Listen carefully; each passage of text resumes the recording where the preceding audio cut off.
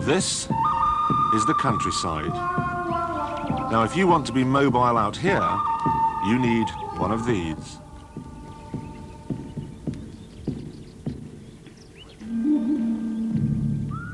Or better still, one of these. And for a townie like me, choosing between the two is not difficult.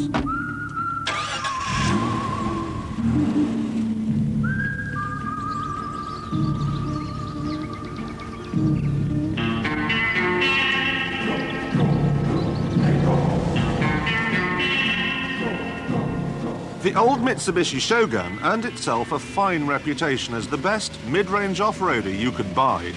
But that was before Land Rover launched the new Discovery. To meet this strident new challenge, Mitsubishi has completely reworked the Shogun to end up with this. To help it off-road, it has 8 inches of ground clearance, crawler gears for tackling steep gradients, and 2 locking differentials, which, let me tell you, in conditions like these, can be pretty essential. There are also shorter overhangs to make life that little bit easier when attacking a sharp ridge. Certainly there was nothing on this fairly arduous off-road course near Granada that caused the new car to raise a sweat. But even if something had broken, this, like all Mitsubishis, comes with a 3-year warranty. Now, all dual-purpose vehicles of this type have to walk a fine line between off- and on-road ability. Make them good out here, and they'll be bouncy on the road. Tune them for the road, and out here you'd be better off with the horse.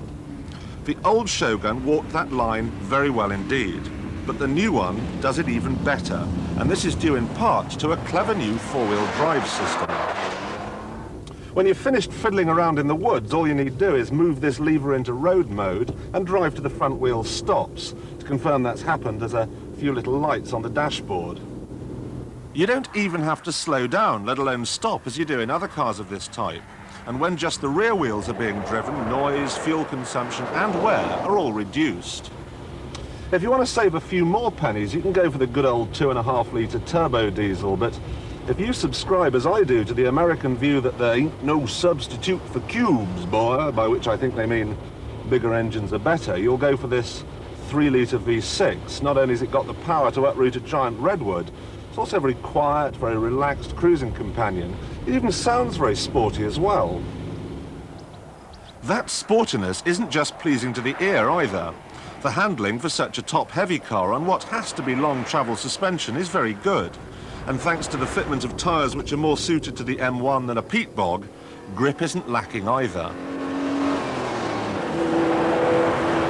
See what I mean about the noise? Good, isn't it?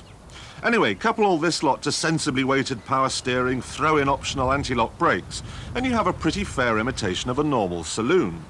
Having said that, the high driving position and £18,000 price tag do serve as reminders that you're in something special. Overall, though, your granny could take this to the shops with no problem at all.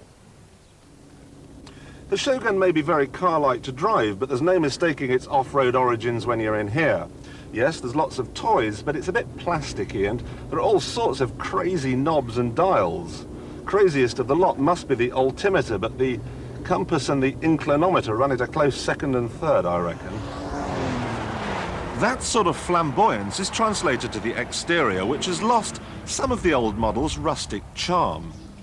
Thanks to its gaudy paint job and flared wheel arches, I have to say this model I think would be rather more at home outside a wine bar than in the paddock of a point-to-point.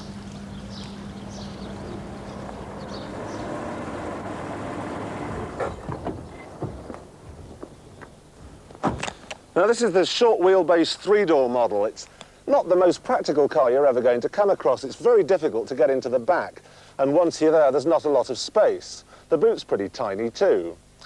But it is very trendy. It'd be great for posing around town, and I must confess, I'd rather like one.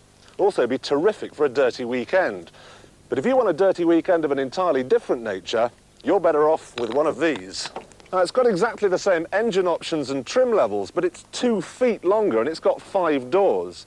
Now that means there's room enough in there for 7 seats, but of course you can fold all those away, and then there's room enough for the kitchen sink.